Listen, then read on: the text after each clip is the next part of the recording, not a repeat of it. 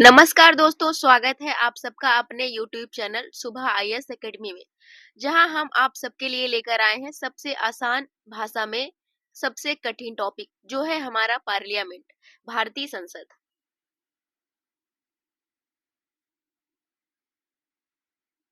Parliament, भारतीय संसद। आज हम सब कवर करने जा रहे हैं पार्लियामेंट के टॉप 200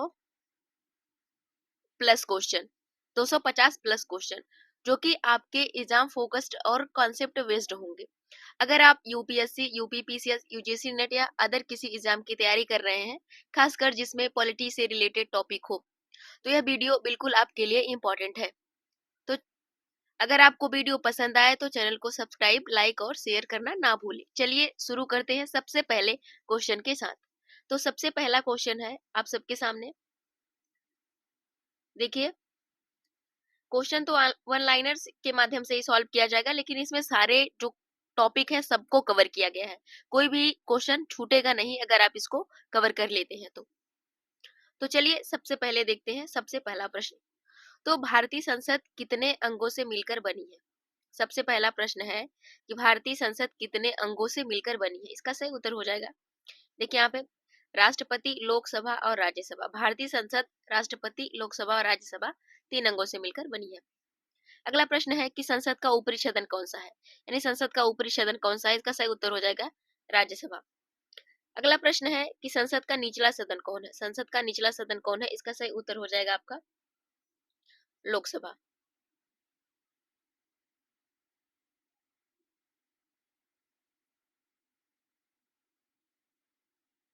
लोकसभा। अगला प्रश्न है राज्यसभा में अधिकतम कितने सदस्य हो सकते हैं। इसका सही उत्तर है 250 सदस्य। राज्यसभा में अधिकतम 250 सदस्य हो सकते हैं।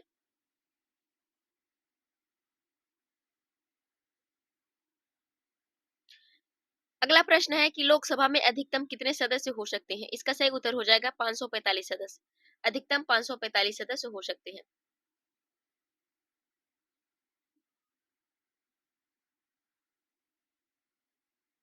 लोकसभा में अधिकतम 545 सदस्य हो सकते हैं।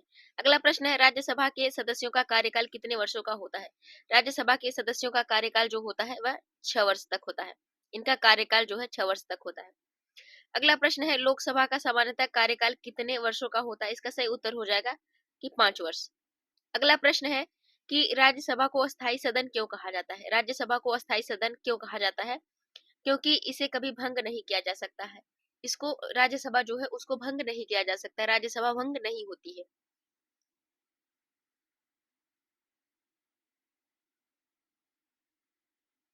अगला प्रश्न है कि भारतीय संसद का राष्ट्रपति संसद का हिस्सा क्यों माना जाता है। राष्ट्रपति आखिर संसद का हिस्सा क्यों माना जाता है, क्योंकि वह विधायी प्रक्रिया में शामिल होते हैं। क्यों? क्योंकि वह विधायी प्रक्रिया में शामिल होते हैं। अगला प्रश्न है कि वर्ष में संसद की बैठक न्यूनतम कितनी बार होनी चाहिए। वर्ष में संसद की न्यूनतम की बैठक जो होती है कितनी बार होनी चाहिए, तो उत्तर है 2 बार। 6 महीने में होनी चाहिए, इससे अधिक का अंतर नहीं होना चाहिए। कम से कम 2 बैठक अनिवार्य होती है संसद की। अब अगला प्रश्न है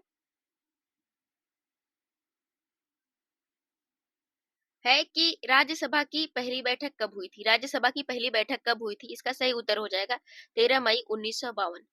राज्यसभा की पहली बैठक 13 मई 1952 को हुई थी। अगला प्रश्न है लोकसभा की पहली बैठक कब हुई थी। इसका सही उत्तर हो जाएगा 13 मई 1952, यानी राज्यसभा लोकसभा की बैठक एक ही दिन हुई थी, एक ही समय पर। अगला प्रश्न है लोकसभा के पहले अध्यक्ष कौन थे। लोकसभा के पहले अध्यक्ष कौन थे, इसका सही उत्तर हो जाएगा जीवी मावलंकर, यह पहले अध्यक्ष थे। अगला प्रश्न है कि राज्यसभा के पहले सभापति कौन थे। राज्यसभा के पहले सभापति कौन थे, इसका सही उत्तर हो जाएगा डॉक्टर राजेंद्र प्रसाद, यह जो थे यह पहले सभापति थे।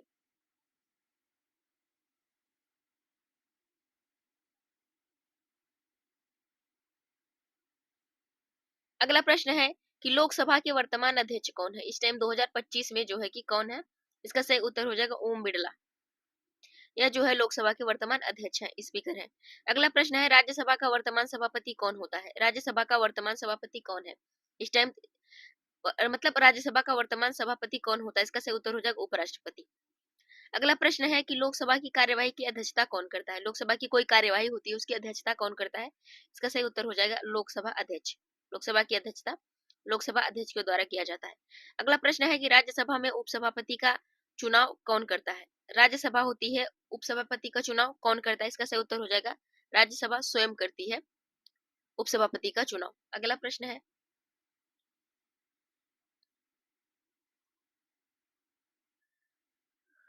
अगला प्रश्न देखिए, राज्यसभा के वर्तमान उपसभापति कौन है 2025 में?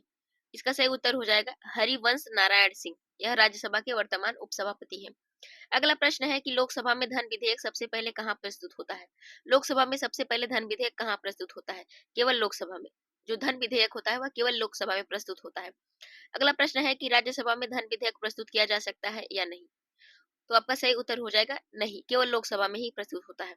इसलिए जो है कि राज्यसभा में नहीं प्रस्तुत किया जा सकता। अगला प्रश्न है कि राज्यसभा धन विधेयक पर कितने दिन तक विचार कर सकती है? राज्यसभा जो होती है वह धन विधेयक पर कितने दिन तक विचार कर सकती है? इसका सही उत्तर हो जाएगा अधिकतम 14 दिन।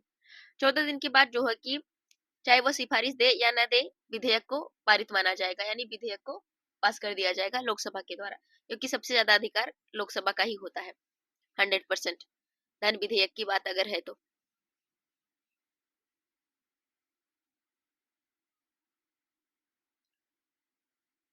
अब देखिए अगला प्रश्न कि लोकसभा में किसी सरकार को गिराने के लिए कौन सा प्रस्ताव लाया जा सकता है?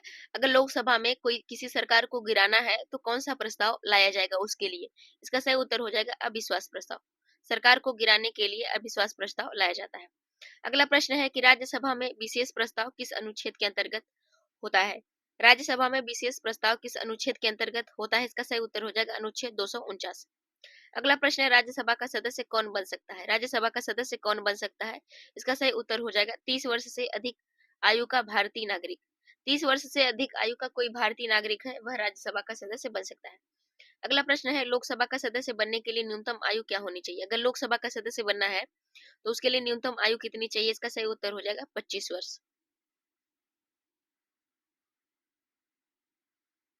अगला प्रश्न है कि राज्यसभा में विपक्ष के नेता को मान्यता देता है?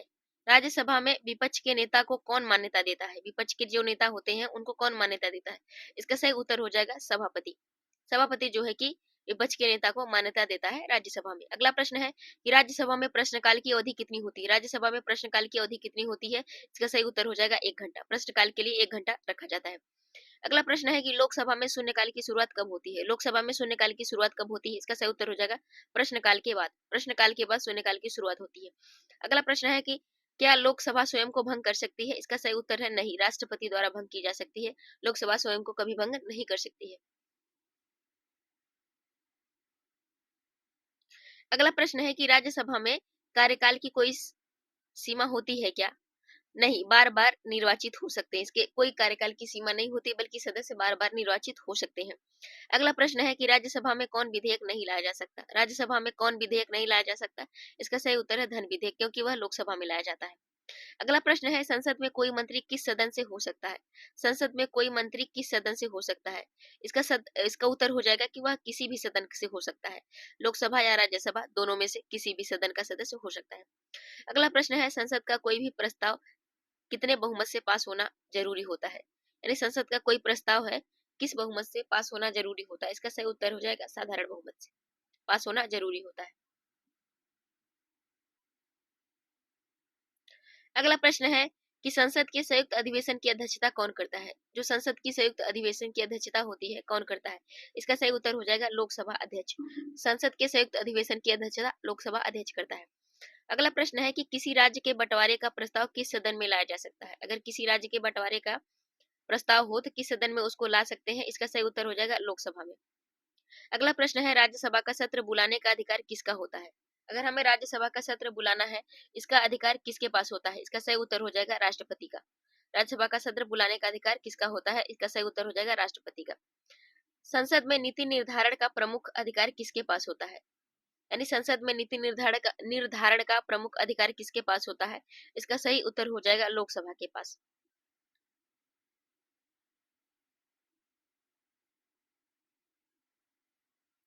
अगला प्रश्न है बजट सबसे पहले किस सदन में प्रस्तुत होता है? बजट सबसे पहले किस सदन में प्रस्तुत किया जाता है? इसका सही उत्तर हो जाएगा लोकसभा। अगला प्रश्न है कि राज्यसभा की विशेष शक्ति क्या है? राज्यसभा की विशेष शक्ति क्या दी गई है उसको? राज्य सूची पर संसद को कानून बनाने की अनुमति देना, अनुच्छेद 249 के तहत। राज्य सूची पर संसद को कानून बनाने की अनुमति जो है राज्यसभा देता है, राज्यसभा देती है, अनुच्छेद 249 के तहत। अगला प्रश्न है, क्या लोकसभा में भी 12 सदस्य मनोनीत होते हैं? इसका सही उत्तर है नहीं, केवल राज्यसभा में 12 सदस्य मनोनीत होते हैं। अगला प्रश्न है, क्या लोकसभा को अस्थायी सदन कहा जा सकता है? इसका सही उत्तर हो जाएगा नहीं, क्योंकि यह भंग होती है, इसलिए इसे अस्थायी सदन नहीं कहा जा सकता। अस्थायी सदन सिर्फ राज्यसभा को कहा जा सकता है, क्योंकि वह भंग नहीं होती है। अगला प्रश्न है, राष्ट्रपति दोनों सदनों की संयुक्त बैठक कब बुलाते हैं? राष्ट्रपति जो है वह दोनों सदनों की संयुक्त बैठक कब बुलाते हैं? इसका सही उत्तर है कि जब विधेयक में मतभेद हो जाए, तब जो है कि राष्ट्रपति सदन की संयुक्त बैठक बुलाते हैं। अगला प्रश्न है, राज्यसभा में सामान्य विधेयक पारित होने के लिए क्या बहुमत चाहिए? राज्यसभा में सामान्य विधेयक पारित होने के लिए क्या बहुमत चाहिए? इसका सही उत्तर हो जाएगा साधारण बहुमत चाहिए। अगला प्रश्न है, लोकसभा में प्रश्न पूछने का अधिकार किसके पास होता है? लोकसभा में प्रश्न पूछने का अधिकार किसके पास होता है? इसका सही उत्तर हो जाएगा सभी सांसदों के पास होता है। लोकसभा में प्रश्न पूछने का अधिकार सभी सांसदों के पास होता है। अगला प्रश्न है, संसद में मंत्री जवाबदेह किसके प्रति होता है? संसद में मंत्री जवाबदेह किसके प्रति होता है? इसका सही उत्तर हो जाएगा लोकसभा के प्रति। लोकसभा के प्रति जवाबदेह होता है।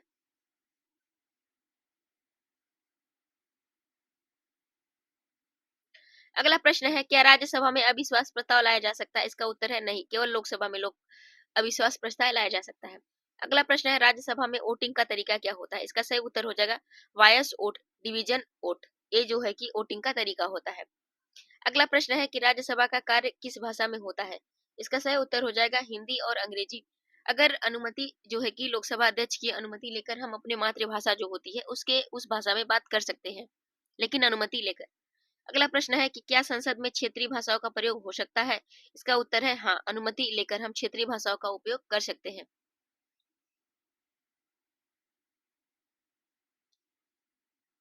अब देखिए अगला प्रश्न है, अगला प्रश्न है, संसद के एक वर्ष में कितने सत्र होते हैं? तो संसद के एक वर्ष में कितने सत्र होते हैं? इसका सही उत्तर हो जाएगा सामान्यतः तीन तीन सत्र होते हैं। बजट सत्र, मानसून सत्र और शीत सत्र, यह जो होते हैं संसद के 3 सत्र होते हैं। अगला प्रश्न है कि संसद का सबसे लंबा सत्र कौन सा होता है? संसद का सबसे लंबा सत्र कौन सा होता है? इसका सही उत्तर हो जाएगा बजट सत्र। बजट सत्र जो होता है सबसे लंबा होता है। अगला प्रश्न है, संसद का सबसे छोटा सत्र कौन सा होता है? इसका सही उत्तर हो जाएगा शीत सत्र। शीतकालीन सत्र होता है या सबसे छोटा होता है, यानी सबसे छोटी बैठकें होती है। अगला प्रश्न है,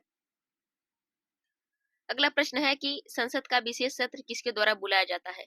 संसद का जो विशेष सत्र होता है किसके द्वारा बुलाया जा सकता है? इसका सही उत्तर हो जाएगा राष्ट्रपति। आप सब कमेंट बॉक्स के जरिए बताइएगा किस आर्टिकल से संबंधित है संसद का विशेष अधिवेशन।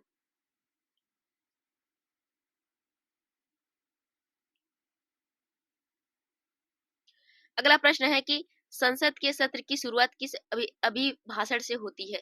इसका सही उत्तर हो जाएगा राष्ट्रपति के अभिभाषण से संसद की शुरुआत होती है। अगला प्रश्न है कि प्रश्नकाल की अवधि कितनी होती है?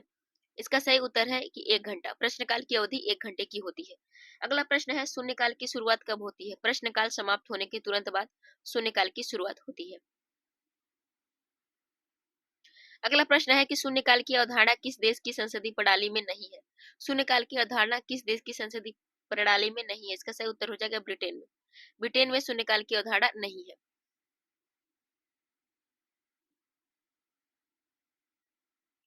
अगला प्रश्न है, संसद में कितने प्रकार के प्रश्न पूछे जाते हैं? संसद में कितने प्रकार के प्रश्न पूछे जा सकते हैं? जैसा कि आप सब जानते हैं 3 प्रकार के, एक तारांकित होता है, अतारांकित होता है, लघु सूचना प्रश्न होता है। ये 3 प्रकार के प्रश्न संसद में पूछे जा सकते हैं। इसको याद रखिएगा, तारांकित, अतारांकित, लघु सूचना प्रश्न। अगला प्रश्न है, तारांकित प्रश्न का उत्तर कैसे दिया जाता है? इसका सही उत्तर हो जाएगा मौखिक रूप से, और उसके बाद पूरक प्रश्न पूछे जा सकते हैं। इसका जो है उत्तर मौखिक रूप से दिया जा सकता है और पूरक प्रश्न पूछे जा सकते हैं। अगला प्रश्न है, अतारांकित प्रश्न का उत्तर कैसे दिया जाता है? अतारांकित प्रश्न का उत्तर कैसे दिया जाता है? इसका सही उत्तर हो जाएगा लिखित रूप से दिया जाता है। लिखित रूप से दिया जाता है अतारांकित प्रश्नों का उत्तर। अगला प्रश्न है कि लघु सूचना प्रश्न किस विषय पर पूछा जाता है? इसका सही उत्तर सार्वजनिक महत्व के अल्पकालिक विषय पर लघु सूचना प्रश्न पूछा जा सकता है। अगला प्रश्न है, देखिए आपके सामने, संसद में कार्य स्थगन प्रस्ताव क्यों लाया जाता है? कार्य स्थगन प्रस्ताव संसद में क्यों लाया जाता है? इसका सही उत्तर हो जाएगा किसी अत्यंत महत्वपूर्ण एवं आपातकालीन मुद्दे पे चर्चा करने के लिए स्थगन प्रस्ताव लाया जाता है, क्योंकि वह बात करना बहुत इंपॉर्टेंट होता है।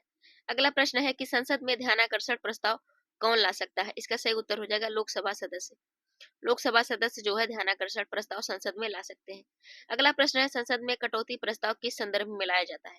कटौती प्रस्ताव किस संदर्भ में लाया जा सकता है? इसका सही उत्तर हो जाएगा बजट के प्रस्तावित व्यय में कमी हेतु। बजट के प्रस्तावित व्यय में कमी हेतु जो है कि कटौती प्रस्ताव लाया जा सकता है। अगला प्रश्न है कि संसद में कितने प्रकार के कटौती प्रस्ताव होते हैं? इसका सही उत्तर हो जाएगा कि 3 प्रकार के। 3 प्रकार के कौन कौन से? नीति कटौती, अर्थ कटौती, प्रतीकात्मक कटौती। यह जो है 3 प्रकार के कटौती प्रस्ताव होते हैं लोकसभा में, सॉरी संसद में। अगला प्रश्न है देखिए आपके सामने कि संसद में प्रस्ताव पारित होने के लिए क्या आवश्यक होता है? अगर संसद में कोई प्रस्ताव पारित करना है तो उसके लिए क्या आवश्यक होता है?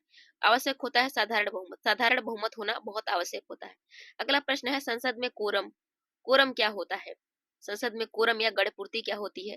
इसका सही उत्तर है कि सदन की कुल सदस्य संख्या का 10% उपस्थित होना, यानी कम से कम 1/10 सदस्य उपस्थित हो। जितने सदस्य होते हैं उसके 10% सदस्य उपस्थित हो तभी उसका कोरम पूरा होता है और तभी जाके कोई कार्यवाही शुरू की जा सकती है। अगला प्रश्न है यदि कोरम पूरा न हो तो क्या होता है? तो सदन की कार्यवाही स्थगित हो जाती है। अगर यानी कि 10% सदस्य अगर अनुपस्थित है तो कार्यवाही जो है स्थगित हो जाएगी, क्योंकि कार्यवाही को नहीं किया जाएगा। अगला प्रश्न है अगला प्रश्न है कि संसद की समिति का गठन किसके द्वारा किया जाता है? इसका सही उत्तर हो जाएगा अध्यक्ष या सभापति द्वारा। संसद के समिति का गठन किया जाता है। अगला प्रश्न है देखते हैं अब आपके सामने। अगला प्रश्न है कि संसद में विधेयक को कितने वाचन यानी रीडिंग में पारित किया जा सकता है? कितने वाचन यानी रीडिंग में पारित किया जाता है? इसका सही उत्तर हो जाएगा 3 वाचन। पहला है प्रथम, द्वितीय और तृतीय। इस तरीके से संसद में विधेयक को 3 वाचन से होकर गुजरना पड़ता है। अगला प्रश्न है कि धन विधेयक किस अनुच्छेद के अंतर्गत आता है? धन विधेयक किस अनुच्छेद से संबंधित है? इसका सही उत्तर हो जाएगा अनुच्छेद 110। 110 जो है धन विधेयक से संबंधित है। अगला प्रश्न है सामान्य सामान्य विधेयक दोनों सदनों में कहां से शुरू हो सकता है? अगर कोई सामान्य विधेयक है, साधारण विधेयक है, तो वह कहां से शुरू हो सकता है? इसका सही उत्तर हो जाएगा किसी भी सदन से शुरू किया जा सकता है। अगला प्रश्न है धन विधेयक केवल किस सदन में प्रस्तुत किया जा सकता है? धन विधेयक जो होता है केवल लोकसभा में प्रस्तुत किया जा सकता है।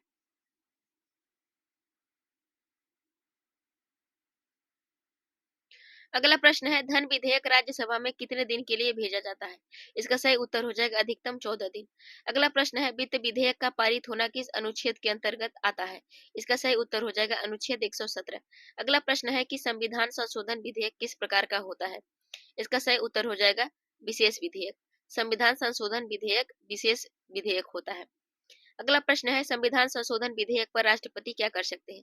अगर कोई संविधान संशोधन विधेयक उस पर राष्ट्रपति क्या कर सकते हैं? इसका सही उत्तर हो जाएगा कि केवल अनुमोदन कर सकते हैं, अस्वीकार या पुनर्विचार नहीं भेज सकते हैं अगर वह जो है कि संशोधन विधेयक है तो।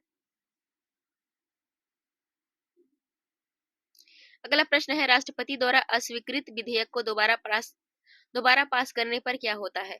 राष्ट्रपति को अनुमोदन देना अनिवार्य होता है। अगर कोई विधेयक है जिसको एक बार राष्ट्रपति ने मना कर दिया है, फिर उसके बाद वह विधेयक गया है हस्ताक्षर के लिए, तो उसको वह मना नहीं करेंगे बल्कि उन्हें अनुमोदन देना अनिवार्य कर दिया जाएगा, उनकी बाध्यता होती है। अगला प्रश्न है यदि दोनों सदनों में मतभेद हो तो कौन सी प्रक्रिया अपनाई जाती है? इसका सही उत्तर है संयुक्त अधिवेशन बुलाया जाता है राष्ट्रपति के द्वारा, और संयुक्त अधिवेशन की अध्यक्षता लोकसभा अध्यक्ष द्वारा की जाती है। अगला प्रश्न है संयुक्त अधिवेशन की अध्यक्षता कौन करता है? इसका सही उत्तर हो लोकसभा अध्यक्ष। अगला प्रश्न है कौन से विधेयकों पर संयुक्त अधिवेशन नहीं होता? इसका सही उत्तर हो जाएगा धन विधेयक और संविधान संशोधन विधेयक। धन विधेयक और संविधान संशोधन विधेयक।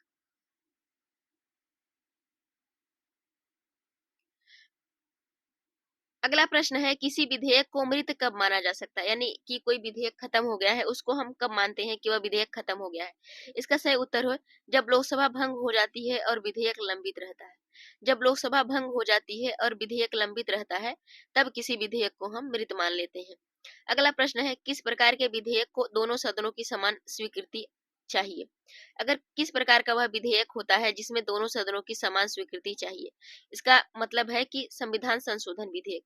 इसमें जो होता है कि लोकसभा और राज्यसभा दोनों को समान शक्ति प्रदान की गई है। इस बात को याद रखिएगा कि संविधान संशोधन विधेयक की अगर बात आती है तो उसमें समान शक्तियां हैं, राज्यसभा के पास भी, लोकसभा के पास भी, क्योंकि जो संविधान संशोधन विधेयक किसी भी सदन से प्रस्तुत किया जा सकता है सबसे पहले।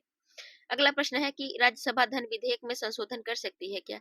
इसका सही उत्तर है हाँ, सुझाव दे सकती है, लेकिन लोकसभा बाध्य नहीं है कि उसमें कोई संशोधन कर सके, मतलब मान नहीं ले। अगला प्रश्न है कि धन विधेयक पारित होने के बाद राष्ट्रपति क्या कर सकते हैं? यानी कोई धन विधेयक है, अगर वह पारित हो गया, पास हो गया, उसके बाद क्या होता है? केवल अनुमोदन दे सकते हैं, वापस नहीं भेज सकते हैं। अगला प्रश्न है कि साधारण विधेयक पारित करने के लिए क्या बहुमत चाहिए? अगर कोई साधारण विधेयक है उसे पारित करना है तो कितना बहुमत चाहिए? इसका सही उत्तर है साधारण बहुमत। अगला प्रश्न है संविधान संशोधन के लिए कौन सा बहुमत आवश्यक है? अगर संविधान में संशोधन करना है तो किस प्रकार का बहुमत आवश्यक है? तो यहाँ पर विशेष बहुमत, 2/3 यानी 2/3 सदस्य उपस्थित और मतदान करने वाले सदस्य हो और कुल सदस्य संख्या का बहुमत होना चाहिए। तो इस तरीके से जो है कि संविधान संशोधन विधेयक के लिए आवश्यक है। अगला प्रश्न है किसी विधेयक को मनी बिल घोषित कौन करता है? इसका सही उत्तर हो जाएगा लोकसभा अध्यक्ष। किसी विधेयक को मनी बिल घोषित कर सकता है। अगला प्रश्न है किसी विधेयक पर सांसद मतदान से अनुपस्थित रह सकता है क्या? किसी विधेयक पर सांसद मतदान से अनुपस्थित रह सकता है क्या? इसका सही उत्तर हो जाएगा हाँ, लेकिन व्हिप उल्लंघन पर दल बदल कानून लागू हो सकता है। लेकिन व्हिप उल्लंघन पर दल बदल कानून लागू हो सकता है।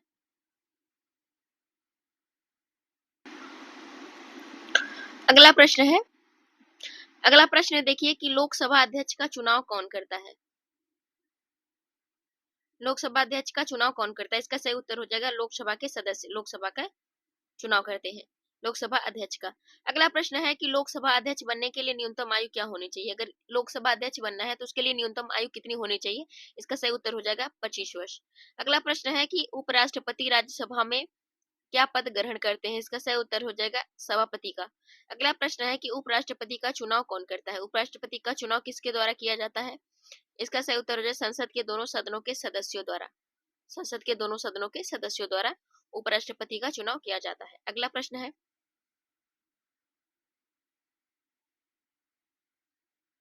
अगला प्रश्न है कि उपसभापति राज्यसभा का चुनाव कौन करता है? उपसभापति राज्यसभा का चुनाव कौन करता है? इसका सही उत्तर हो जाएगा राज्यसभा स्वयं। अगला प्रश्न है प्रोटेम प्रोटेम स्पीकर किसका कार्य करता है? प्रोटेम स्पीकर जो होता है वह किसका कार्य करता है? इसका सही उत्तर हो जाएगा नवनिर्वाचित लोकसभा में अध्यक्ष के चुनाव तक कार्यवाही का संचालन। यह जो है प्रोटेम स्पीकर कार्य करता है। अगला प्रश्न है लोकसभा अध्यक्ष यदि अनुपस्थित हो तो कार्य कौन देखेगा? अगर लोकसभा मान लीजिए नहीं है तो उस समय कार्य कौन देखेगा? इसका सही उत्तर हो जाएगा उपाध्यक्ष।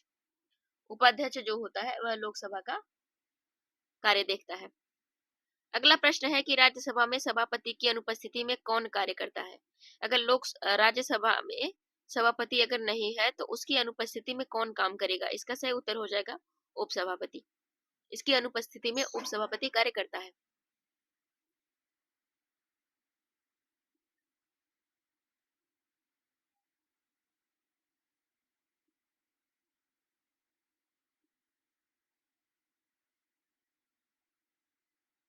अगला प्रश्न है लोकसभा अध्यक्ष को हटाने की प्रक्रिया क्या है? अगर लोकसभा अध्यक्ष को हटाना है उसकी प्रक्रिया क्या होगी? इसका सही उत्तर हो जाएगा विशेष संकल्प द्वारा बहुमत से हटाया जा सकता है।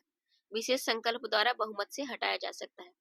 अगला प्रश्न है लोकसभा अध्यक्ष किस संविधान संविधान अनुच्छ मतलब लोकसभा अध्यक्ष किस संविधान अनुच्छेद के अंतर्गत कार्य करते हैं? इसका सही उत्तर हो जाएगा अनुच्छेद 93। अगला प्रश्न है कि लोकसभा अध्यक्ष किस आधार पर मनी बिल घोषित करते हैं?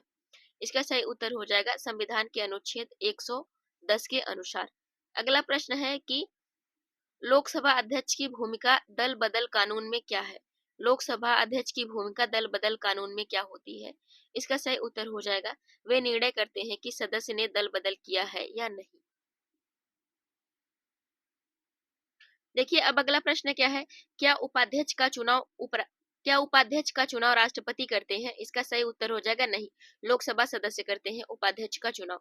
अगला प्रश्न है क्या उपसभापति को हटाया जा सकता है? इसका सही उत्तर है हाँ, राज्यसभा विशेष संकल्प द्वारा पारित कर उन्हें हटा सकती है। अगला प्रश्न है कि संसद में नेता सदन कौन होता है? इसका सही उत्तर हो जाएगा सत्तारूढ़ दल का नेता जो होता है संसद में नेता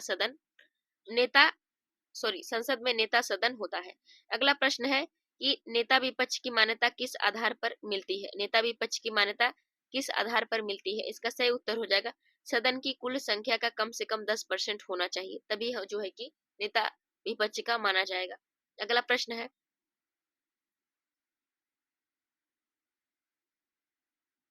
अगला प्रश्न देखिए क्या है, संसद में मार्शल मार्शल का क्या कार्य होता है? संसद में मार्शल का क्या कार्य होता है?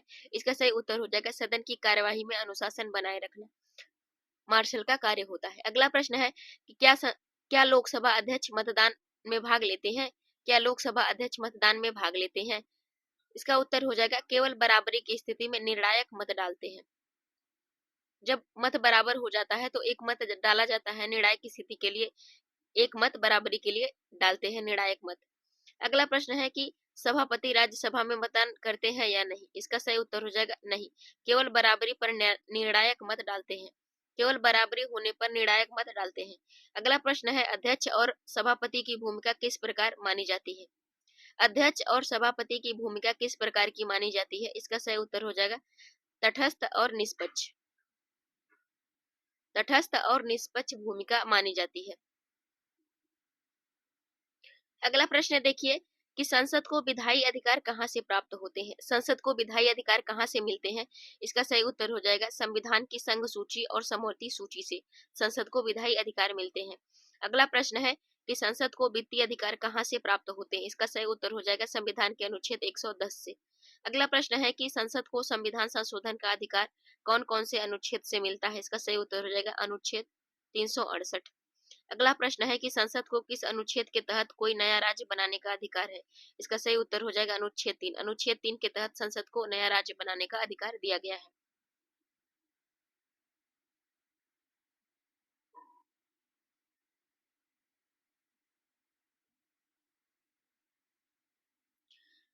अगला प्रश्न है कि संसद को किसी राज्य की सीमाएं बदलने का अधिकार किस अनुच्छेद से मिलता है? अगर संसद को किसी राज्य का सीमा में परिवर्तन करना है तो उसे अधिकार किस अनुच्छेद के तहत प्रदान किया गया? इसका सही उत्तर हो जाएगा अनुच्छेद 3।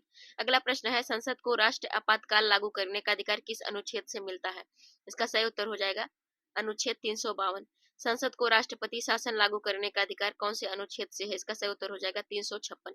अगला प्रश्न है कि संसद की न्यायिक सीमा को कौन तय करता है? इसका सही उत्तर हो जाएगा उच्च न्यायालय। उच्च न्यायालय जो होता है संसद की न्यायिक सीमा को तय करता है, कोई मनमानी किसी भी प्रकार से नहीं किया जा सकता संसद के द्वारा।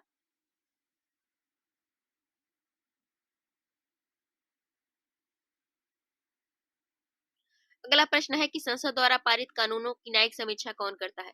संसद के द्वारा कोई कानून जो है कि लागू किया गया है उसकी न्यायिक समीक्षा कौन करता है? इसका सही उत्तर हो जाएगा उच्चतम न्यायालय और उच्च न्यायालय दोनों न्यायिक समीक्षा कर सकते हैं।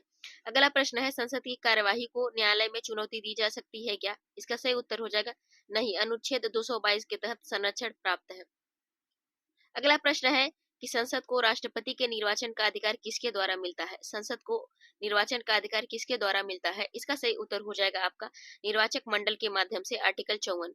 अगला प्रश्न है कि संसद के किसी कार्य को अवैध घोषित करने के लिए अधिकार किसके पास है? यानी संसद के किसी कार्य को अगर अवैध घोषित करना है, यह शक्ति किसको दी गई है, किसके द्वारा दी गई है और किसके पास है? इसका सही उत्तर हो जाएगा न्यायपालिका के पास। जुडिशियल रिव्यू की शक्ति न्यायपालिका के पास निहित है। अगला प्रश्न है, अगला प्रश्न है क्या संसद राज्य सूची में कानून बना सकती है? इसका सही उत्तर है हाँ, राज्यसभा की अनुमति या आपातकाल की स्थिति में संसद राज्य सूची के विषय पर भी कानून बना सकती है। अगला प्रश्न है कि संसद किन परिस्थितियों में राज्य सूची पर कानून बना सकती है? इसका सही उत्तर हो जाएगा किस परिस्थितियों में राज्य सूची पर कानून बना सकती है, अनुमति आपातकाल में, और किस किस अनुच्छेद पर बना सकती है? इसका सही उत्तर हो जाएगा अनुच्छेद 249, 250, 252, 253 के तहत जो है कि बना सकती है राज्य सूची पर कानून। अगला प्रश्न है संसद विदेशी संधियों को लागू करने हेतु क्या कर सकती है? अगर संसद को विदेशी संधि लागू करना है तो वह क्या कर सकती है? इसका सही उत्तर हो जाएगा संसद कानून बना सकती है अनुच्छेद 253 के तहत। अगला प्रश्न है क्या संसद की शक्ति सीमित है? इसका सही उत्तर हो जाएगा हाँ, संविधान के मूल ढांचे से परे नहीं जा सकती, संविधान के मूल ढांचे से परे नहीं जा सकती है।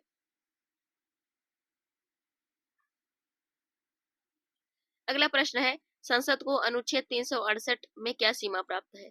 संसद को अनुच्छेद 368 के तहत क्या सीमाएं प्रदान की गई है? इसका सही उत्तर हो जाएगा संविधान का मूल ढांचा नहीं बदला जा सकता। संविधान का मूल ढांचा नहीं बदला जा सकता, यानी संविधान के मूल ढांचे में परिवर्तन नहीं किया जा सकता। अगला प्रश्न है कि संसद को न्यायपालिका में हस्तक्षेप करने का अधिकार है क्या? संसद को न्यायपालिका में हस्तक्षेप करने का अधिकार है क्या? इसका उत्तर हो जाएगा नहीं। शक्ति पृथक्करण का सिद्धांत लागू होता है। शक्ति पृथक्करण का सिद्धांत लागू होता है। अगला प्रश्न है, क्या संसद कानून बनाकर मौलिक अधिकार समाप्त कर सकती है? इसका सही उत्तर है नहीं। केवल सीमित रूप से संशोधित कर सकती है, लेकिन समाप्त नहीं कर सकती है। अगला प्रश्न है, संसद की शक्तियों को सीमित करने वाला प्रमुख न्यायिक निर्णय कौन सा है? यानी संसद की शक्तियों को सीमित करने वाला प्रमुख न्यायिक निर्णय कौन सा है? इसका सही उत्तर हो जाएगा केशवानंद भारती बनाम 1973। 1973, केशवानंद भारती बनाम 1973। अगला प्रश्न है,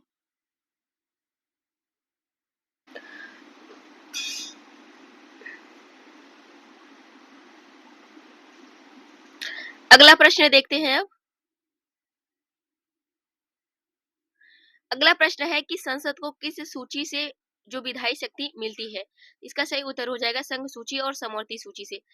संघ सूची और समवर्ती सूची से जो है संसद को विधायी शक्तियां मिलती हैं।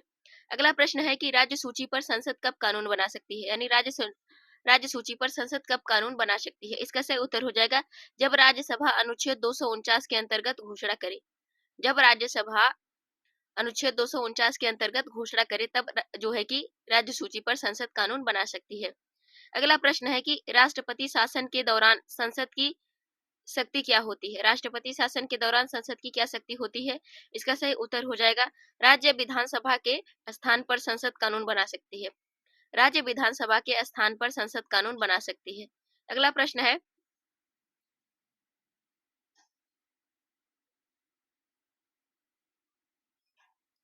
अगला प्रश्न है कि संविधान के किस अनुच्छेद के तहत संसद को दो राज्यों के बीच सीमा सुलझाने का मतलब सीमा सुलझाने हेतु कानून बना सकती है? यानी किस अनुच्छेद के अंतर्गत ये शक्ति दी गई है?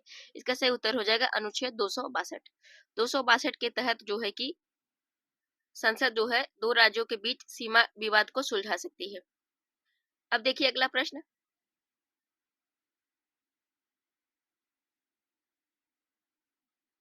अगला प्रश्न है कि संसद किस अनुच्छेद के तहत विदेशी संधियों पर कानून बना सकती है? संसद किस अनुच्छेद के तहत विदेशी संधियों पर कानून बना सकती है? इसका सही उत्तर हो जाएगा अनुच्छेद 253। अगला प्रश्न है कि संसद को कितने प्रकार की शक्तियां प्राप्त है? इसका सही उत्तर हो जाएगा वित्तीय वित्तीय विधायी, वित्तीय, संविधान संशोधन और प्रशासकीय और न्यायिक, इतने प्रकार की जो है कि शक्तियां प्राप्त है। पहली वित्तीय, फिर उसके बाद विधायी, फिर संविधान संशोधन, फिर प्रशासकीय और न्यायिक, इस प्रकार की जो है शक्तियां संसद को प्राप्त है। अगला प्रश्न है, संसद की वित्तीय शक्ति पर सबसे बड़ा प्रतिबंध क्या है? अगर संसद की वित्तीय शक्ति है उस पर सबसे बड़ा प्रतिबंध क्या होता है? इसका सही उत्तर है धन विधेयक केवल लोकसभा में प्रस्तुत हो सकता है। धन विधेयक जो है केवल सिर्फ लोकसभा में प्रस्तुत हो सकता है। अगला प्रश्न है, क्या संसद अनुच्छेद 368 के अंतर्गत मौलिक अधिकारों को समाप्त कर सकती है? क्या संसद को यह अधिकार है कि 368 के तहत वह मौलिक अधिकारों को खत्म कर दे? तो इसका सही उत्तर है नहीं। उन्हें तर्कसंगत रूप से सीमित कर सकती है, कम कर सकती है, लेकिन उन्हें खत्म नहीं कर सकती, पूरी तरीके से समाप्त नहीं कर सकती है। अब देखिए अगला प्रश्न। अगला प्रश्न देखिए, संसद किस अनुच्छेद के तहत निर्वाचन आयोग की शक्तियों में संशोधन कर सकती है? यानी संसद को किस अनुच्छेद के तहत यह शक्ति दी गई है, वह निर्वाचन आयोग की शक्तियों में संशोधन कर सकती है? इसका सही उत्तर है संसद के अनुच्छेद 324 में संशोधन के माध्यम से कर सकती है। संसद जो है आर्टिकल 324 में संशोधन से ऐसा कर सकती है, शक्तियों में संशोधन है। अगला प्रश्न है, किस अनुच्छेद को राज्य के गठन विभाजन का अधिकार दिया गया है? इसका सही उत्तर हो जाएगा अनुच्छेद 3। अनुच्छेद 3 के तहत संसद को राज्य के गठन विभाजन का अधिकार दिया गया है।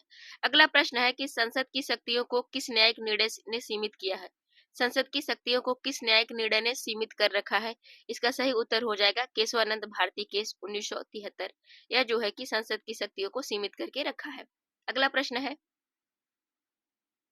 अगला प्रश्न है, देखिए आपके सामने कि संसद न्यायिक समीक्षा पर नियंत्रण कर सकती है क्या?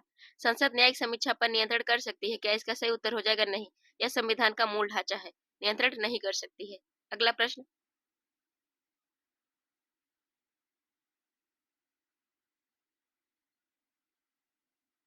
देखिए अगला प्रश्न है, संसद को किस स्थिति में लोकसभा भंग करने की सिफारिश का अधिकार है? यानी संसद को किस स्थिति में लोकसभा भंग करने की सिफारिश का अधिकार है? इसका सही उत्तर हो जाएगा प्रधानमंत्री की सलाह पर राष्ट्रपति द्वारा। प्रधानमंत्री की सलाह पर राष्ट्रपति द्वारा संसद को लोकसभा भंग करने की सिफारिश का अधिकार है। अगला प्रश्न है, क्या संसद न्यायपालिका के कार्यों में हस्तक्षेप कर सकती है? क्या संसद न्यायपालिका के कार्यों में हस्तक्षेप कर सकती है? इसका सही उत्तर है नहीं। शक्ति पृथक्करण का सिद्धांत लागू होता है। अगला प्रश्न है, क्या संसद किसी न्यायिक निर्णय को पलट सकती है? यानी कि क्या संसद के पास यह अधिकार है कि वह किसी न्यायिक निर्णय को पलट दे यानी बदल दे? अगला, इसका उत्तर हो जाएगा नहीं, परंतु कानून बनाकर उस निर्णय की प्रभाविता को सीमित कर सकती है। यानी पूरी तरीके से पलट तो नहीं सकती है, परंतु कानून बनाकर उस निर्णय की जो प्रभाविता है, जितने भाग इफेक्ट करता है, उसको थोड़ा कम कर सकती है। अगला प्रश्न है कि क्या संसद को असंवैधानिक घोषित किया जा सकता है? नहीं। यह संविधान के मूल ढांचे के विरुद्ध कानून बनाए बनाए गए हैं, इसलिए इनको जो है कि असंवैधानिक घोषित नहीं कर सकते हैं। अगला प्रश्न है कि संसद द्वारा बनाए गए कानूनों की वैधता तय करता है। यानी कि संसद द्वारा जो कानून बनाए जाते हैं, उनकी वैधता कौन तय करता है? इसका सही उत्तर हो जाएगा उच्च न्यायालय। उच्चतम न्यायालय जो होता है, वह संसद द्वारा बनाए गए कानूनों की वैधता की जांच करता है, वैधता तय करता है। अगला प्रश्न है, संसद की कार्यवाही को न्यायालय में क्यों चुनौती नहीं दी जा सकती है? यानी संसद की किसी कार्यवाही को न्यायालय में चुनौती नहीं दी जा सकती, इसका क्या कारण है? इसका सही उत्तर हो जाएगा अनुच्छेद 222 के अंतर्गत उसे संरक्षण प्राप्त है। इसके तहत कोई चुनौती नहीं दी जा सकती। अगला प्रश्न है, क्या संसद को किसी विधेयक को पारित करने के बाद उसे पुनर्विचार करने का अधिकार है? इसका सही उत्तर हो जाएगा हाँ, जब राष्ट्रपति ने मंजूरी नहीं दी है तब। अगर राष्ट्रपति ने मंजूरी नहीं दी है तो उस पर पुनर्विचार करने का अधिकार है। अगला प्रश्न है, किन परिस्थिति में किन परिस्थिति में संसद राज्यसभा की सहमति के बिना भी कानून बना सकती है? इसका सही उत्तर हो जाएगा धन विधेयक के मामले में। धन विधेयक के मामले में जो है राज्यसभा की सहमति के बिना भी कानून बनाया जा सकता है, क्योंकि धन विधेयक के मामले में पूरी तरीके से शक्ति जो है लोकसभा को प्राप्त है। अगला प्रश्न है,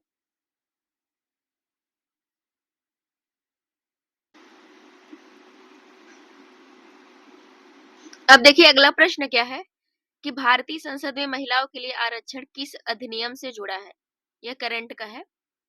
तो भारतीय संसद में महिलाओं के लिए आरक्षण किस अधिनियम से जुड़ा है? इसका सही उत्तर हो जाएगा 106वां संविधान संशोधन अधिनियम 2023। 106वां कॉन्स्टिट्यूशनल अमेंडमेंट 2023। अगला प्रश्न है कि महिला आरक्षण अधिनियम के अनुसार कितने प्रतिशत सीटें आरक्षित की गई हैं? इसका सही उत्तर हो जाएगा 33% सीटें। अगला प्रश्न है कि महिला आरक्षण किस स्तर पर लागू होगा? तो लोकसभा और राज्य विधानसभाओं में इस स्तर पर जो है कि महिला आरक्षण लागू होगा। अगला प्रश्न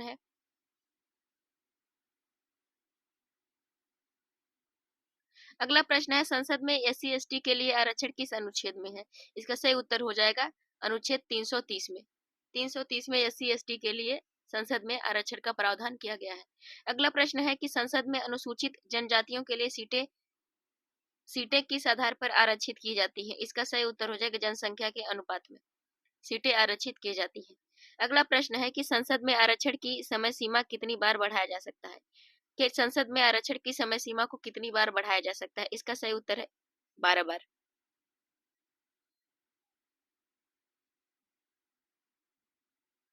अगला प्रश्न है कि संसद में एससी एसटी आरक्षण की समाप्ति अब किस वर्ष तक बढ़ाई गई है? इसका सही उत्तर हो जाएगा वर्ष 2030 तक 104वां संविधान संशोधन के द्वारा। अगला प्रश्न है कि संसद में एंग्लो इंडियन प्रतिनिधित्व किस संशोधन से समाप्त कर दिया गया है? अब जो है कि एंग्लो इंडियन प्रतिनिधित्व समाप्त कर दिया गया, तो वह किस संशोधन के द्वारा समाप्त किया गया? इसका सही उत्तर हो जाएगा 104वां संविधान संशोधन 2019। अगला प्रश्न है, क्या राज्यसभा में महिला आरक्षण समान रूप से लागू होगा? इसका सही उत्तर हो जाएगा हाँ, राज्यसभा में भी 33% आरक्षण लागू किया गया है।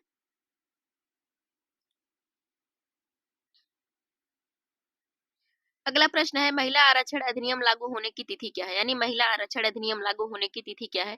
इसका सही उत्तर हो जाएगा परिसीमन और जनगणना के बाद 2029 से अपेक्षित है। इसके पहले लागू नहीं किया जा सकता। अगला प्रश्न है, संसद में महिला सदस्यों की वर्तमान संख्या कितनी है, यानी 17वीं लोकसभा की अगर बात की जाए तो। इसका सही उत्तर है 78 सदस्य, यानी लगभग 14.3% महिलाएं अभी वर्तमान में हैं, जो कि इनकी जनसंख्या बहुत कम है। अगला प्रश्न है, भारत में पहली महिला लोकसभा अध्यक्ष कौन थी? इसका सही उत्तर हो जाएगा मीरा कुमार। अगला प्रश्न है कि महिला आरक्षण विधेयक संसद में सर्वप्रथम कब पेश किया गया था, यानी महिला आरक्षण विधेयक संसद में सबसे पहले कब पेश किया गया था? इसका सही उत्तर हो जाएगा वर्ष 1996 में। अगला प्रश्न है कि महिला आरक्षण विधेयक 2023 में किस नाम से पारित हुआ? महिला आरक्षण 2023 में किस नाम से पारित हुआ था? तो नारी शक्ति वंदन अधिनियम 2023 इस नाम से पारित हुआ था। अगला प्रश्न है, संसद में महिलाओं के आरक्षण हेतु सबसे बड़ी संवैधानिक चुनौती क्या है? संसद में महिलाओं के आरक्षण हेतु सबसे बड़ी संवैधानिक चुनौती क्या है? परिसीमन और राजनीतिक सर्वसम्मति। परिसीमन और राजनीतिक सर्वसम्मति।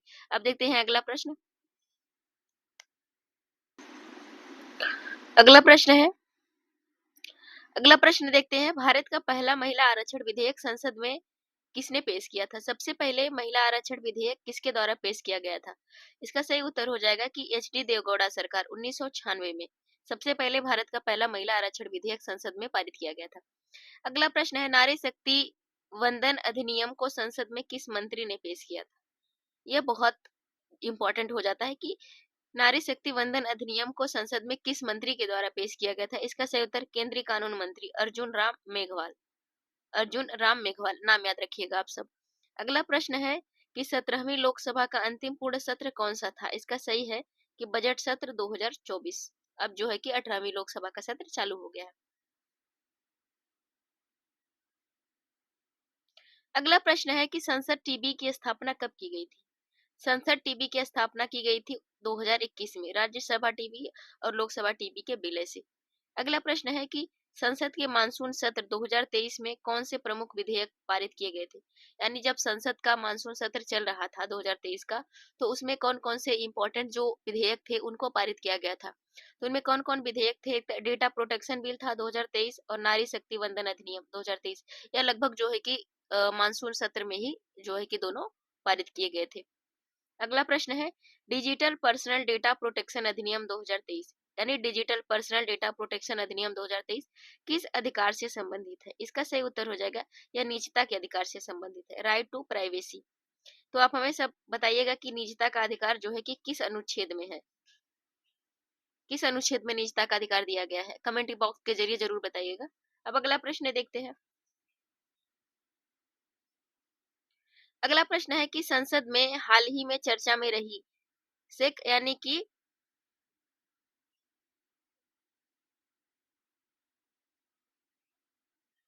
चीफ इलेक्शन कमीशन और इलेक्शन कमीशन, ये दोनों की नियुक्ति विधेयक का नाम क्या है?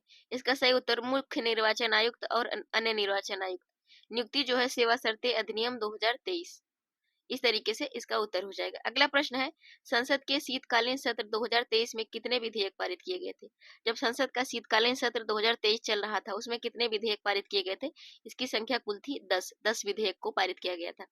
अगला प्रश्न है कि नए संसद भवन में पहली बार संसद की बैठक कब हुई थी? जब नया संसद भवन बना उसके बाद नए संसद भवन में सबसे पहली बैठक कब हुई थी? इसका सही उत्तर हो जाएगा 19 सितंबर 2023, विशेष सत्र था। उस समय जो है संसद में पहली बार जो है कि संसद में बैठक की गई थी नए संसद भवन में। अब अगला प्रश्न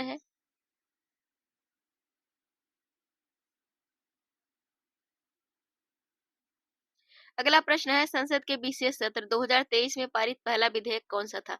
इसका सही उत्तर हो जाएगा चंद्रयान 3 की सफलता पर अभिनंदन प्रस्ताव। चंद्रयान 3 की सफलता पर अभिनंदन प्रस्ताव। अगला अगला प्रश्न है कि 2023 में संसद द्वारा पारित कौन सा विधेयक 3 आपराधिक कानूनों को बदलने हेतु लाया गया था? 2023 में संसद द्वारा पारित कौन सा विधेयक 3 आपराधिक कानूनों को बदलने हेतु लाया गया था? इसका सही उत्तर है भारतीय न्याय संहिता, भारतीय नागरिक सुरक्षा संहिता, भारतीय साक्ष्य विधेयक। भारतीय न्याय संहिता, भारतीय नागरिक सुरक्षा संहिता, भारतीय साक्ष्य विधेयक। तो इस तरीके से हो गया। अब अगला प्रश्न देखते हैं।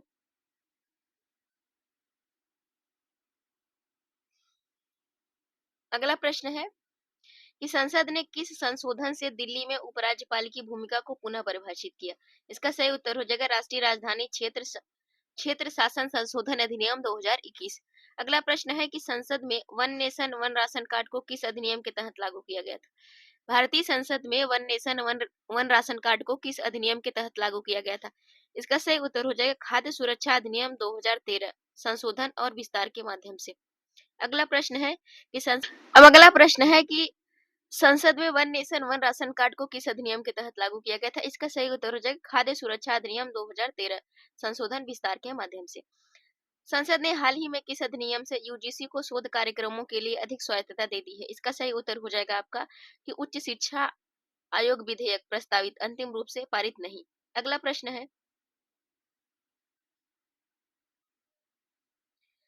प्रश्न है कि संसद ने 2023 में पास किए गए कौन से विधेयक को आईपीसी और सीआरपीसी को बदला था? इसका सही उत्तर हो जाएगा कि भारतीय न्याय संहिता 2023, भारतीय दंड संहिता संशोधन 2023, भारतीय साक्ष्य विधेयक 2023। तो इनको जो है कि बदलकर मतलब इनको बदल दिया गया था। जो पहली चीजें थी, जो पहले आईपीसी की धाराएं थी, उनके स्थान पर इसको लाया गया था। वो कौन कौन सी धाराएं थी जिनके स्थान पर यह लाया गया था? यह कमेंट बॉक्स के जरिए हमें जरूर बताइएगा। अगला प्रश्न है कि संसद में डेटा सुरक्षा अधिनियम पहली बार कब प्रस्तावित किया गया था? इसका सही उत्तर हो जाएगा 2019। पुनः संशोधित कर 2023 में डिजिटल व्यक्तिगत डेटा संरक्षण अधिनियम के रूप में लाया गया था। अगला प्रश्न है कि संसद ने 2023 में किन मामलों में महिलाओं की सुरक्षा हेतु विधेयक पारित किया था? इसका सही उत्तर हो जाएगा पोस नियमों को प्रभावी क्रियान्वयन हेतु सिफारिशें व संशोधन। अगला प्रश्न है संसद में मॉब लिंचिंग को रोकने हेतु अभी तक कोई विशेष अधिनियम है क्या? अगर मॉब लिंचिंग को रोकना है तो कोई विशेष अधिनियम को बनाया गया? इसका सही उत्तर हो जाएगा नहीं। यह राज्य स्तरीय कानून बने हैं लेकिन केंद्रीय स्तर पर कोई कानून नहीं बनाया गया है। अगला प्रश्न है संसद में दिशा विधेयक किससे संबंधित है? दिशा विधेयक किससे संबंधित है? इसका सही उत्तर हो जाएगा महिला सुरक्षा और बलात्कार मामलों के संबंध में।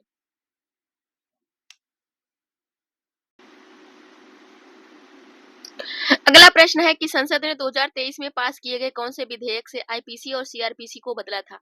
इसका सही उत्तर हो जाएगा आपका भारतीय न्याय संहिता 2023, भारतीय दंड संहिता संशोधन 2023, भारतीय साक्ष्य विधेयक 2023। अगला प्रश्न है कि संसद में डेटा सुरक्षा अधिनियम पहली बार कब प्रस्तावित किया गया था? इसका सही उत्तर हो जाएगा आपका 2019। पुनः संशोधन कर 2023 में व्यक्तिगत डेटा के संरक्षण के माध्यम से अधिनियम लाया गया था। अगला प्रश्न है कि संसद ने 2023 में किन मामलों में महिलाओं की सुरक्षा हेतु विधेयक पारित किया था? किन मामलों में महिलाओं की सुरक्षा हेतु विधेयक पारित किया गया था? इसका सही उत्तर हो जाएगा पोस नियमों को प्रभावी क्रियान्वयन हेतु संशोधन, क्रियान्वयन हेतु सिफारिशें व संशोधन। अगला प्रश्न है कि संसद में मॉब लिंचिंग को रोकने हेतु अभी तक कोई विशेष अधिनियम लाया गया है क्या? यानी कि संसद में मॉब लिंचिंग को रोकने के लिए कोई अधिनियम अभी तक बनाया गया है क्या? इसका सही उत्तर हो जाएगा नहीं। राज्य स्तर पर कई सारे कानून बनाए गए हैं लेकिन केंद्रीय स्तर पर कोई कानून नहीं बनाया गया है।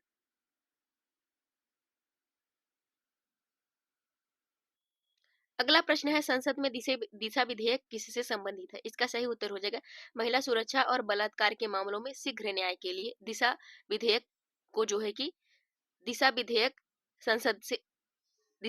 संबंधित है। अगला प्रश्न है संसद में पूछे गए प्रश्नों की सार्वजनिक जानकारी किस पोर्टल पर मिलती है? यानी संसद में कोई प्रश्न अगर पूछा गया है, उसकी सार्वजनिक जानकारी पता करनी है तो उसे किस पोर्टल पर हम देख सकते हैं? इसका सही उत्तर हो जाएगा पीएसआर इंडिया ऑर्गेनाइजेशन और संसद गवर्नमेंट.इन। इसमें हम देख सकते हैं सार्वजनिक जानकारी इस पोर्टल पर मिल सकती है। याद रखिएगा PRSindia.organization और संसद.gov.in, यहाँ पर जाके देख सकते हैं। अगला प्रश्न है कि महिला आरक्षण अधिनियम का नाम क्या रखा गया है? इसका सही उत्तर है नारी शक्ति वय अधिनियम 2023। अगला प्रश्न है कि संसद में विपक्ष के नेता की वैधानिक मान्यता किस अधिनियम से जुड़ी है? इसका सही उत्तर हो जाएगा संसद सदस्य वेतन भत्ता और पेंशन अधिनियम 1954। अगला प्रश्न है कि संसद द्वारा मनोनीत सदस्य किस अनुच्छेद के तहत नियुक्त होते हैं? यानी संसद द्वारा कोई मनोनीत सदस्य किस अनुच्छेद के तहत नियुक्त होते हैं? इसका सही उत्तर हो जाएगा राज्यसभा अनुच्छेद जो है कि 81A का सब पॉइंट ए। लोकसभा अब समाप्त, यानी अनुच्छेद 331 अब इसको समाप्त कर दिया गया है अनुच्छेद 131 के तहत। अगला प्रश्न है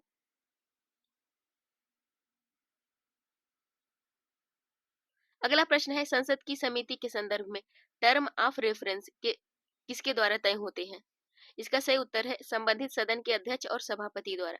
अगला प्रश्न है, संसद का विशेष या संयुक्त अधिवेशन आखिरी बार कब हुआ था?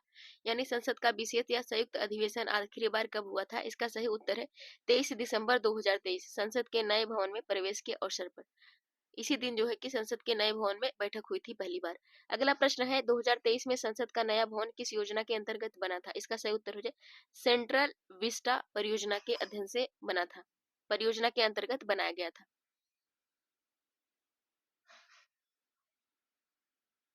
अगला प्रश्न है कि संसद के नए भवन में लोकसभा में कितनी सीटें हैं? जो संसद के नया जो संसद में नया लोकसभा भवन बना है उनमें संसद की कितनी सीटें हैं? यहाँ पे वही पूछा गया है, संसद के नए भवन में लोकसभा की कितनी सीटें बनाई गई हैं? तो 888 सीटें। अगला प्रश्न है, संसद के नए भवन में राज्यसभा की कितनी सीटें हैं? 384 सीटें। सीटों की संख्या काफी मात्रा में बढ़ा दी गई है। अगला प्रश्न है कि संसद का नया भवन किस कंपनी ने बनाया है? इसका सही उत्तर हो जाए टाटा प्रोजेक्ट्स लिमिटेड। यह सब करंट के रिलेटेड मुद्दे हैं, इनको जरूर याद रखिएगा आप सब। अगला प्रश्न है कि भारत की संसद में पहली बार संविधान की हिंदी प्रति कब प्रस्तुत हुई थी? इसका सही उत्तर है 26 जनवरी 1950। अगला प्रश्न है कि संसद में समरबंध सिद्धि प्रस्ताव क्या होता है? इसका सही उत्तर है कि बिना चर्चा के प्रस्ताव का सर्वसम्मति से पारित होना। अगला प्रश्न है कि संसद में सबसे अधिक बार राष्ट्रपति शासन कब लगाया गया था? इसका उत्तर है संसद में सबसे अधिक बार राष्ट्रपति शासन कब लगाया गया था और कहां पर? तो इसका सही उत्तर है उत्तर प्रदेश और बिहार में सबसे ज्यादा राष्ट्रपति शासन लगाया गया था। इसका सही उत्तर है इसका अगला प्रश्न है कि संसद का स्मृति स्तंभ कहाँ स्थित है? संसद का स्मृति स्तंभ कहाँ स्थित है? इसका सही उत्तर हो जाएगा पुराने संसद भवन के मध्य में। अगला प्रश्न है कि संसद का अभिलेखागार कहाँ रखा गया है? संसद का अभिलेखागार कहाँ रखा गया है? इसका सही उत्तर है कि संसद पुस्तकालय भवन नई दिल्ली में।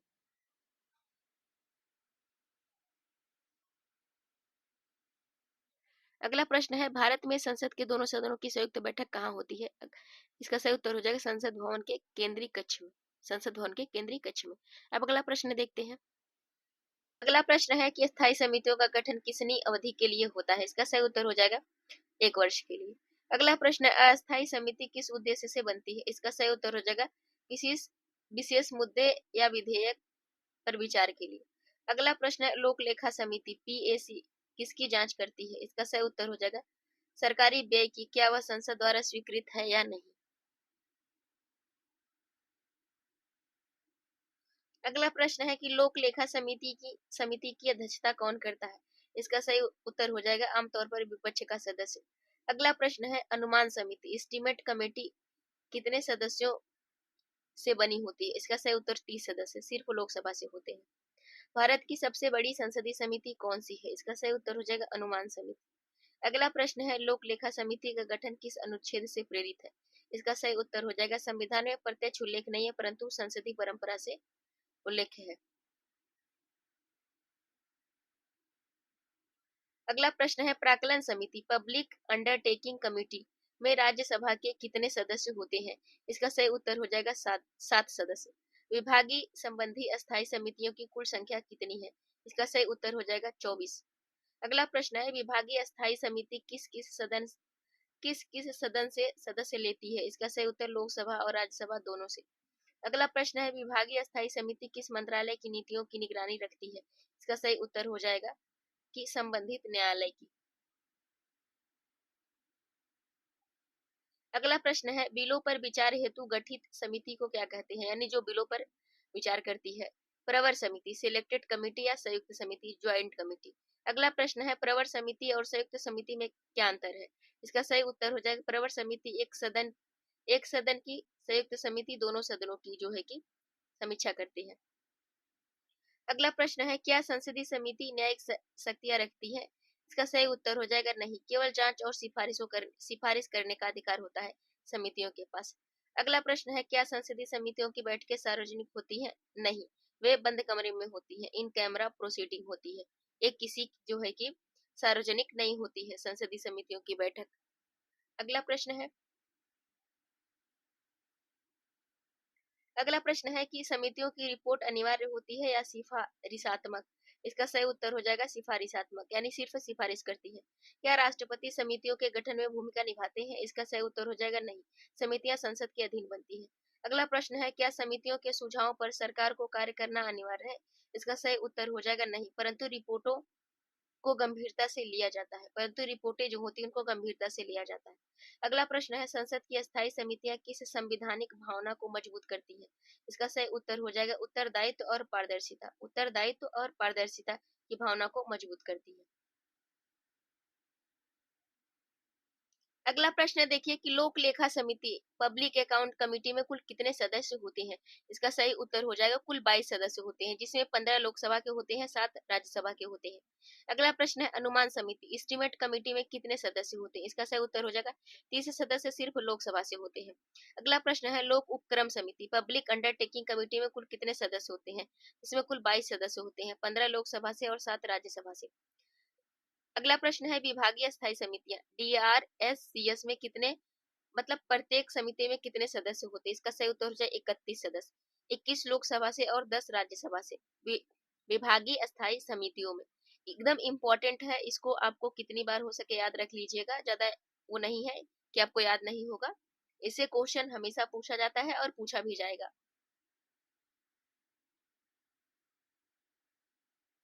अगला प्रश्न है याचिका समिति यानी पेटी पेटिटेशन कमेटी में लोकसभा के कितने सदस्य होते हैं? इसका सही उत्तर हो जाएगा 15। अगला प्रश्न राज्यसभा की नैतिकता समिति इथिक्स कमेटी में कितने सदस्य होते हैं? इसका सही उत्तर हो जाएगा 15 सदस्य। अगला प्रश्न है प्रवर समिति सिलेक्टेड कमेटी में कितने सदस्य होते हैं? इसका सही उत्तर हो जाएगा यह संख्या भिन्न होती है, आमतौर पर 15 से 30 सदस्य होते हैं। संयुक्त संसदीय समिति ज्वाइंट पार्लियामेंट्री कमेटी में कितने सदस्य होते हैं? इसका सही उत्तर हो जाएगा आमतौर पर 30 से 50 सदस्य होते हैं दोनों सदनों से। अगला प्रश्न है संसद की भाषा समिति में कितने सदस्य होते हैं? इसका सही उत्तर हो जाएगा लगभग 30 सदस्य। अगला प्रश्न है कि पैक और पीयूसी समिति में राज्यसभा के कितने सदस्य होते हैं? इसका सही उत्तर हो जाएगा 7 सदस्य। तो दोस्तों इस तरीके से हमारा जो है कि यह दो है कि लगभग 230 प्रश्न कंप्लीट होते हैं पार्लियामेंट सेशन से। इसमें पार्लियामेंट से रिलेटेड सभी टॉपिक को कवर किया गया है। अगर आप इस लेक्चर को देखते हैं तो आपका पार्लियामेंट से रिलेटेड कोई भी क्वेश्चन गलत नहीं होगा। और आप हमें कमेंट बॉक्स में जरूर बताइए कि अब हम आपके लिए कौन से अगले टॉपिक पर वीडियो बनाएं। तो मिलते हैं आपको अगले पार्ट में। Thank you so much.